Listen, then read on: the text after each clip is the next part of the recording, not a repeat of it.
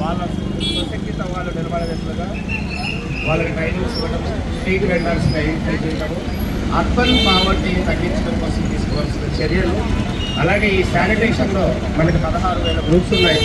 వీళ్ళు అందరూ కనుక చైతన్యపరిచినట్లయితే ఊర్లో శానిటేషన్ కానీ ఆరోగ్య పరిస్థితులు కానీ మెరుగుపడతాయని, మేజర్గా సొసైటీలో మనం మార్పు తేవాలి అంటే ప్రతి గృహిణి ముందుకు వచ్చినట్లయితే వాళ్ళ సహాయ సహకారంతోనే మనం అన్నీ చేసుకోగలము.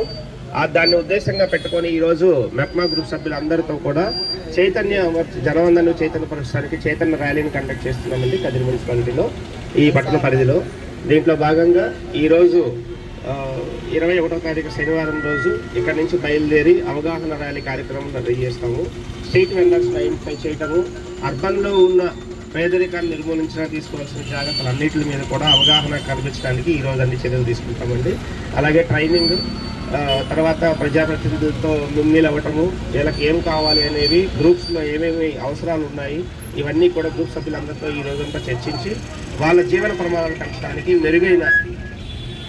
మెరుగైన ప్రమాణాలని వాళ్ళకి అందించడం కోసం ఈరోజు చేసుకోవడం కోసం ఈ స్వచ్ఛతా సేవలో భాగంగా వీళ్ళందరూ కూడా ఇన్వాల్వ్ చేయడం జరిగింది. ధన్యవాదాలు.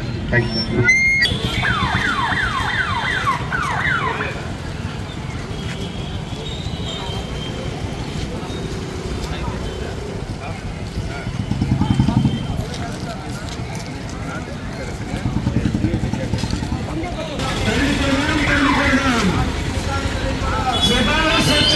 సంస్కార స్వచ్ఛత, సంస్కార స్వచ్ఛత. చెత్తను వేరు చేద్దాం, సంపదను సృష్టిద్దాం. చెత్తను వేరు చేద్దాం,